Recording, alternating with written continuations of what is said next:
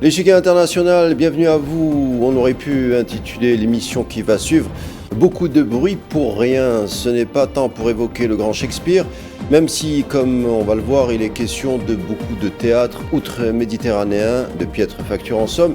Non, il s'agirait plutôt de mettre en relief la dernière grande trouvaille du ministre de l'Intérieur français pour tenter d'exister davantage politiquement en ciblant Alger. Après avoir supprimé les prérogatives diplomatiques de 80 Algériens la semaine dernière, le locataire de la place Beauvau envisage d'imposer cette fois l'ensemble du corps diplomatique de signaler ou justifier tout déplacement hors de Paris ou hors de leur siège consulaire. Est-ce que la diplomatie française est prise en otage? On va tenter d'éclaircir ce point, surtout que les énièmes encartades après la laïcité, les lacunes juridiques sur les fameux OQTF, cette fois, ce sont les conventions de Vienne qui sont écornées, énième encartade qui tombe après la visite du président de la République algérienne Abdelmadjid Tebboune à Rome, où moult accords ont été paraphés, visite provoquant une crise d'urticaire chez certains qui ont oublié visiblement le sens de l'expression réelle politique ou le sens de la diplomatie. On en parle et c'est tout de suite.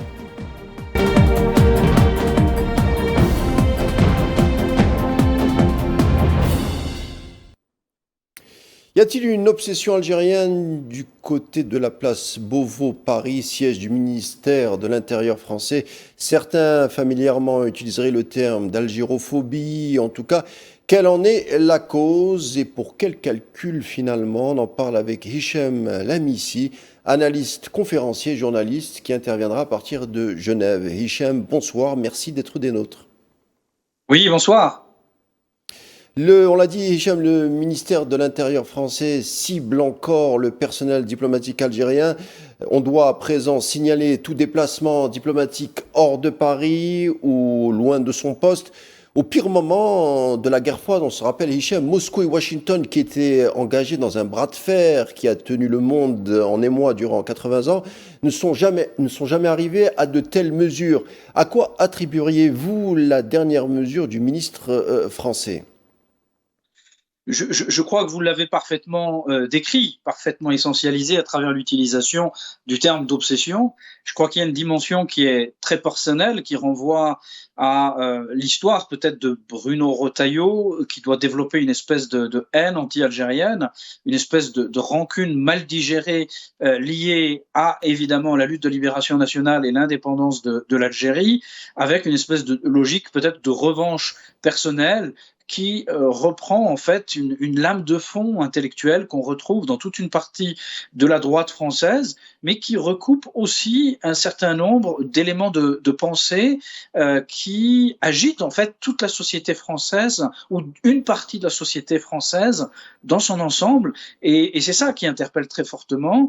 Et puis il faut regarder aussi un autre élément qui est le calendrier, le timing, c'est que ces mesures, comme par hasard, j'ai envie de dire, elles sont prises au moment même de la visite d'État et la réception en grande pompe du président de la République algérienne, M. Abdelmadjid Tebboune, à Rome, hein, donc par Madame Meloni, ainsi qu'au Vatican, hein, avec une dimension symbolique très forte.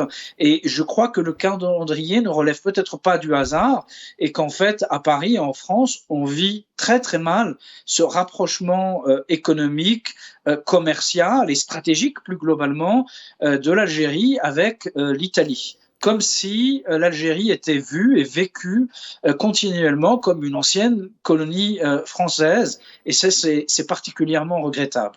On va en parler de la visite du président de la République, Abdelmadjid Tebboune, en Italie, mais restons un tout petit peu sur la diplomatie. La diplomatie, on le rappelle, est encadrée par les conventions de Vienne qui préservent les relations entre États tout en assurant le respect des lois. Donc on parle de diplomatie, on a tendance à oublier que le ministre de l'Intérieur, Bruno Retailleau, n'est pas le ministre de la diplomatie. La diplomatie française aurait-elle été prise en otage? Comment vous expliquez qu'on laisse les coups des franches sur cet aspect de la diplomatie, sur le dossier algérien aux Vendéens? Comment vous expliquez qu'on laisse le ministre de l'Intérieur supplanter peut-être le ministre des Affaires étrangères français?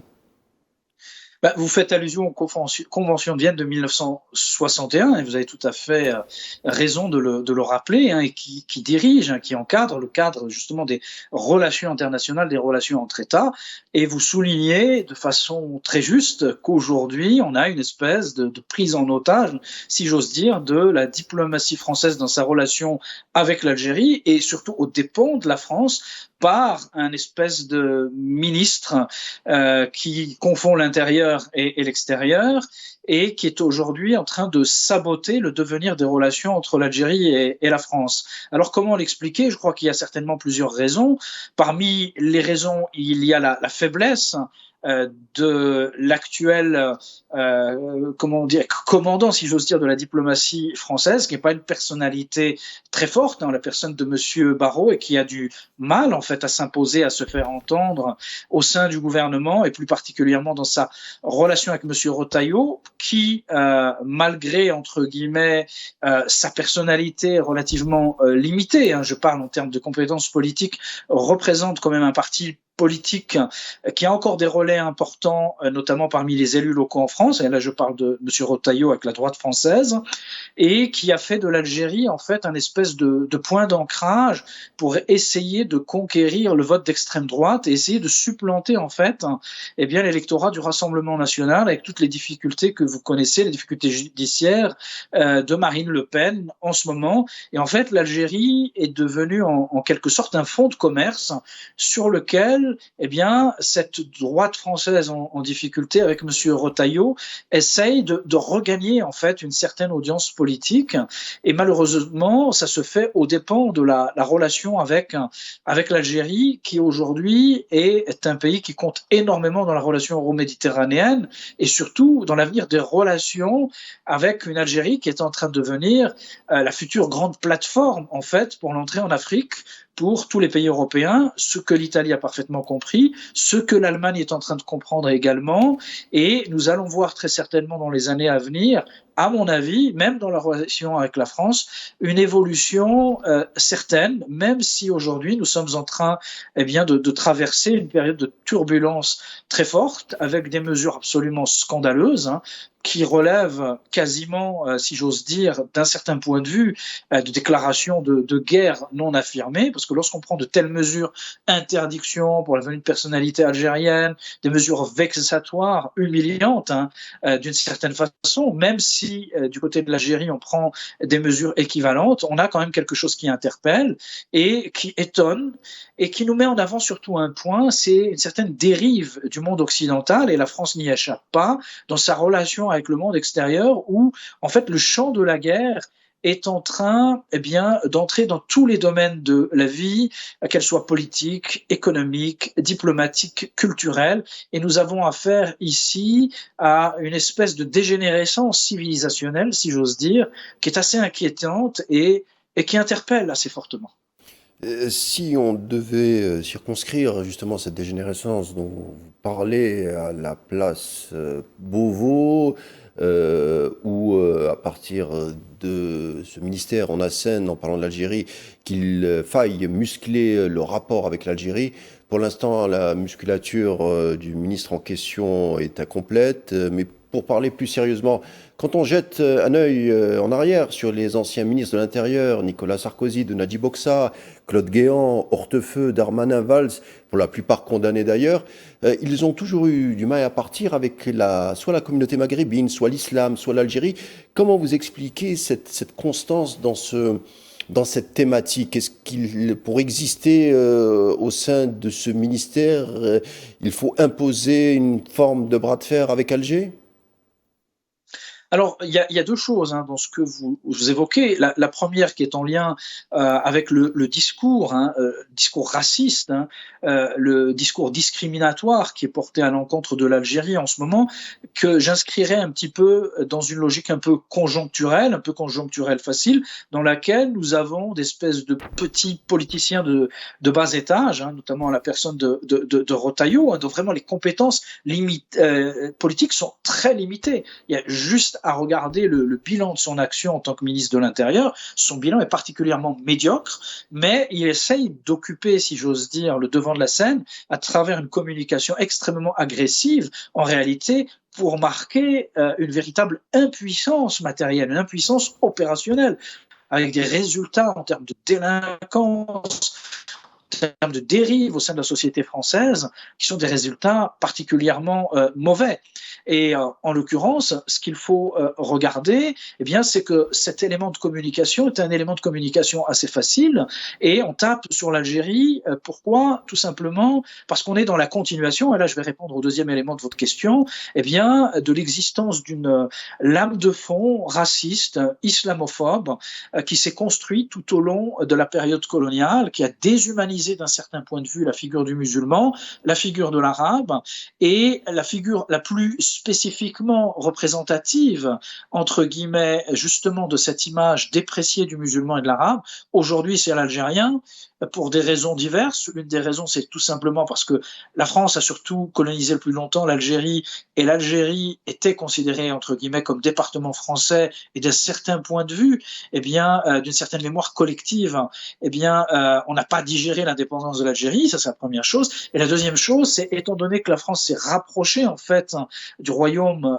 marocain, au prix d'un calcul économique qui est absolument incompréhensible, parce que la France y est totalement perdante, eh bien, ne pouvant taper sur l'ensemble des Maghrébins, si j'ose dire, on va se concentrer plus spécifiquement sur les Algériens pour pouvoir vendre un racisme acceptable en direction notamment des Marocains, avec lesquels on est en train de se rapprocher, faisant cette espèce de distinguo entre Algériens et Marocains, et puis surtout qui exprime quelque chose, c'est que dans la relation de la France avec ses anciennes colonies, et notamment ses anciennes colonies du Maghreb, il y a toujours un problème avec l'Algérie, parce que le seul État réellement indépendant, complètement émancipé dans sa relation avec la France, évidemment c'est l'Algérie. Et la France n'a pas ce type de relation avec le Maroc, qui est beaucoup plus dans une logique de soumission à l'égard de Paris. Et donc on se venge un petit peu sur l'image des Algériens et l'Algérie par rapport à cette difficulté. La France vit très mal le rapprochement de l'Algérie avec l'Italie. Elle vit très mal le fait que l'Algérie ait voulu rejoindre les BRICS, par exemple.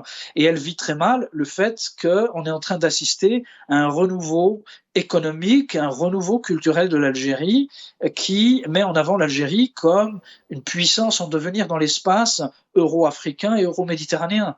Alors l'approche française vis-à-vis de l'Algérie en déroute plus d'un au sein de la classe politique française. On regarde et puis on revient tout de suite après.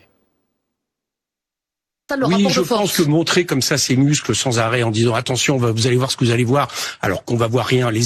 Aujourd'hui, l'Algérie a moins besoin de la France que l'inverse, notamment au niveau du gaz, etc. Et il y a d'autres puissances qui l'ont très bien compris. Les États-Unis l'ont très bien compris. Elles n'ont pas ce rapport avec l'Algérie.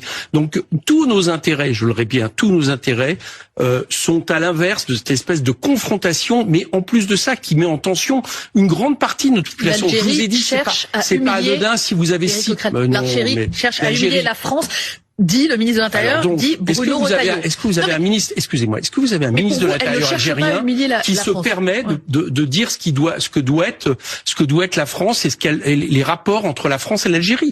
Enfin, c'est quand même, la façon de faire, c'est hallucinant. Je crois que monsieur Retailleau se rend pas compte que la colonisation, c'est fini. C'est pas le ministre de l'Intérieur français qui gère les relations avec l'Algérie. C'est fini, ce temps-là. C'était du moment de la colonie. Donc, il faut arrêter, il faut baisser d'un ton, il faut avoir à nouveau des rapports diplomatiques normaux avec l'Algérie en tant que puissance à puissance, parce que ce sont deux puissances, deux pays qui devraient être des pays amis parce qu'ils ont une histoire commune. Et encore une fois, je vous le répète, est-ce qu'on pense à nos 6 millions de concitoyens qui, d'une manière ou d'une autre, ont une filiation avec l'Algérie? Je veux dire, ça met une tension terrible. Donc, que M. Retailleau se calme. Il faudrait avoir des rapports normaux avec l'Algérie. Un pays l'a bien compris, voire davantage, c'est l'Italie. La visite du président de la République, Abdelmadjid Tebboune, en Italie, en début de semaine, certains ont parlé d'humiliation au sein des rédactions françaises. Accord économique, respect diplomatique, coopération équilibrée. Pourtant, c'est Meloni qui aurait dû camper le rôle de la radicale quand on connaît sa formation politique initiale. On est obligé de constater que l'Italie vient de donner une belle leçon diplomatique et géopolitique à la France, Hicham El Hamisi. Oui, tout à fait, hein, ça c'est une évidence.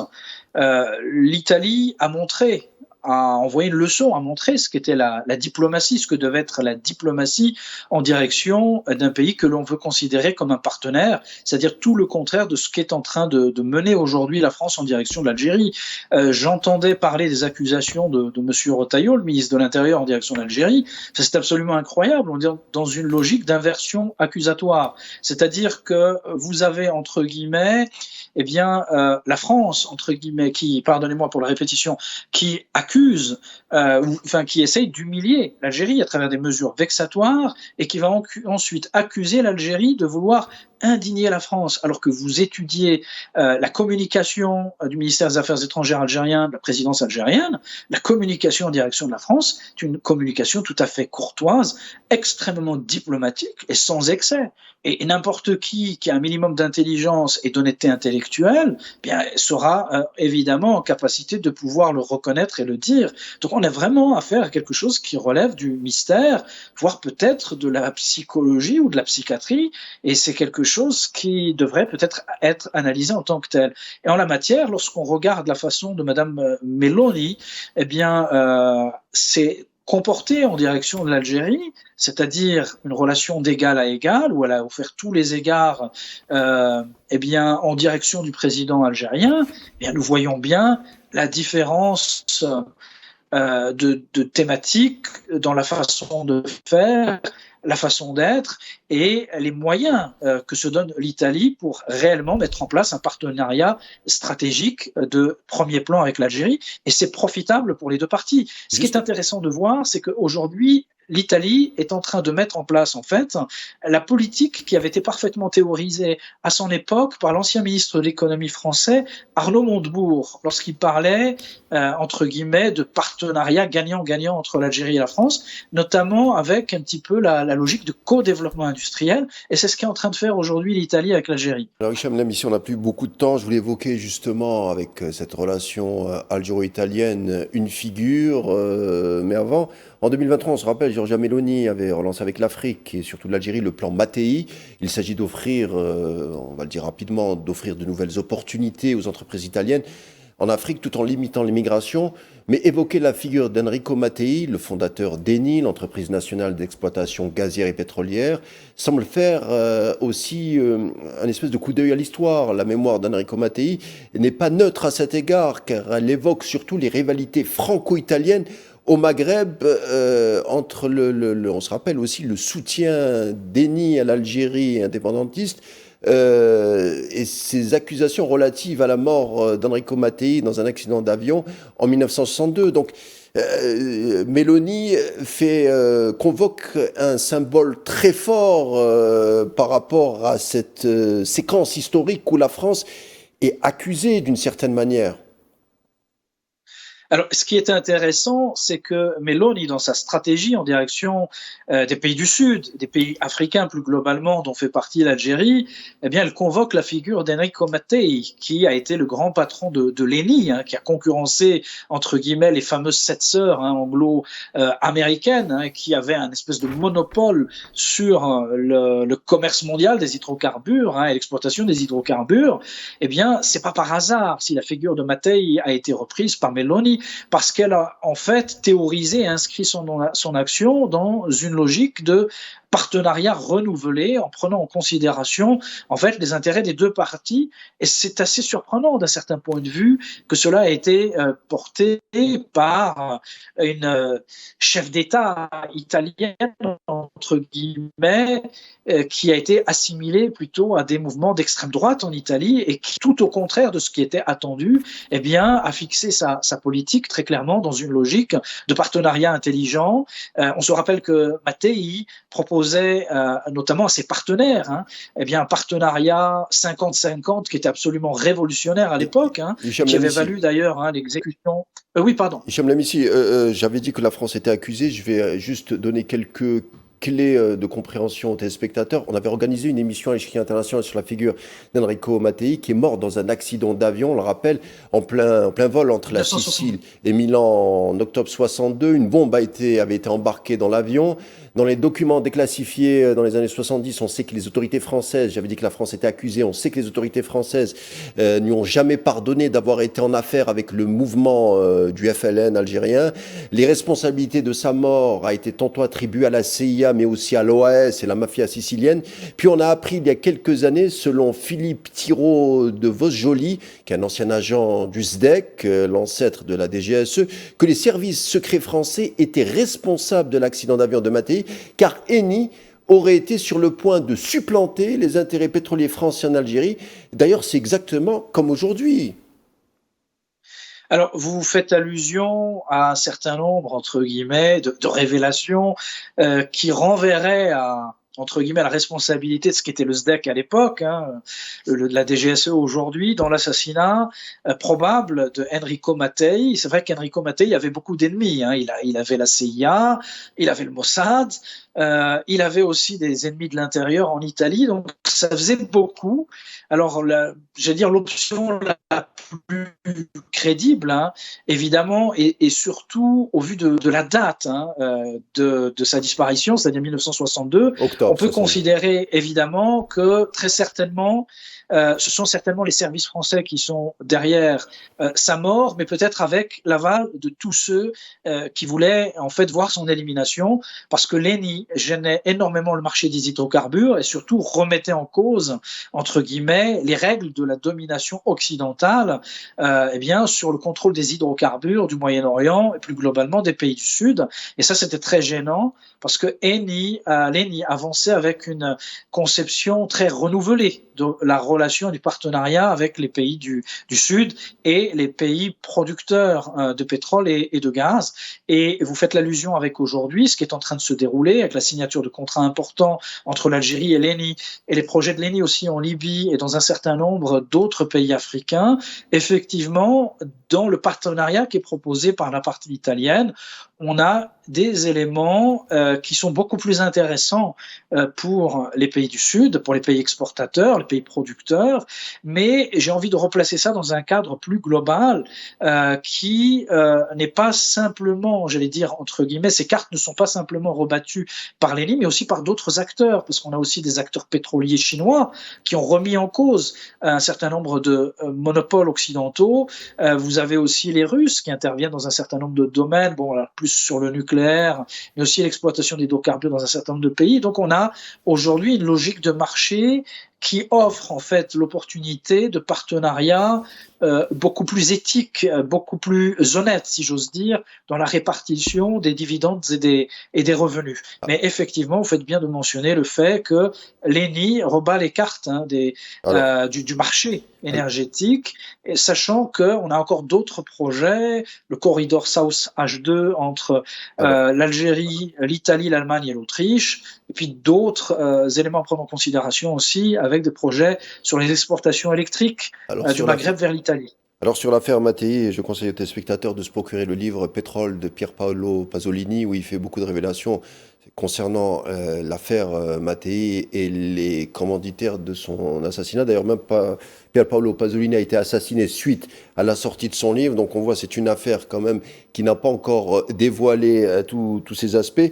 Mais parlons d'autre chose. Un mot d'économie française. L'économie française, quand on jette un coup d'œil, elle est un peu grippée, encore le mot est faible. Compte public dans le rouge, les déficits explosent, accélération de la désindustrialisation, purge sur la santé, 100 000 lits retirés ces dernières années, un État affaibli qui sert les intérêts d'ailleurs de la haute finance, comme on peut donner l'exemple de BlackRock, qui est d'ailleurs très proche du cercle de Macron, qui vise, on le sait, le système de retraite français et la sécurité sociale, c'est-à-dire ce qui serait en jeu derrière le versant économique, c'est peut-être la solidarité française incarnée par la sécurité sociale. Est-ce qu'on n'essaierait pas de couvrir une sorte de casse socialo-économique en pointant du doigt ou en montant en épingle un bras de fer avec l'Algérie ? Vous avez tout à fait raison. L'Algérie aujourd'hui sert de bouc émissaire pour la caste politique française. C'est-à-dire que si on prend le régime français d'Emmanuel Macron, le régime de Macron aujourd'hui traverse une crise multidimensionnelle majeure.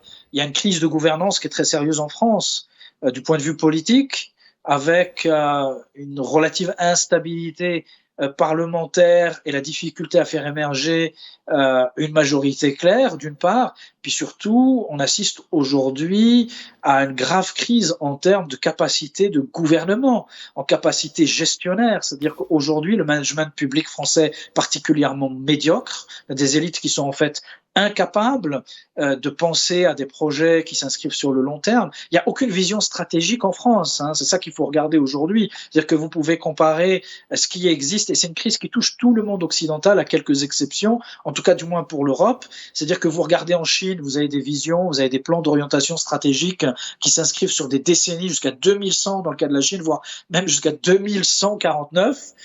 Vous avez les pays du Golfe qui ont une vision sur 20 ans, 30 ans. Pensons à la vision Arabie Saoudite, vision 2030 pour l'Arabie Saoudite, par exemple, mais qui s'inscrit sur 2050-2060. L'Inde a une vision stratégique sur du long terme. Un certain nombre de pays dont on n'imaginerait même pas, je veux dire, cette capacité de projection stratégique long. Et en France, on n'a absolument aucune vision aujourd'hui. Et ce qui est intéressant de allez-y, concluez, allez-y, terminez votre phrase.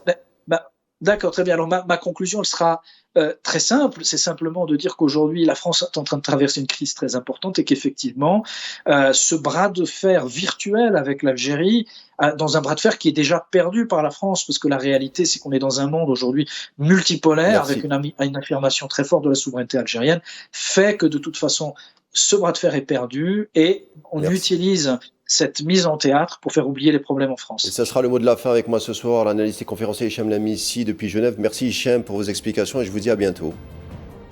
À très bientôt. L'échiquier international est fini pour aujourd'hui. On vous souhaite une agréable soirée. On se dit à demain.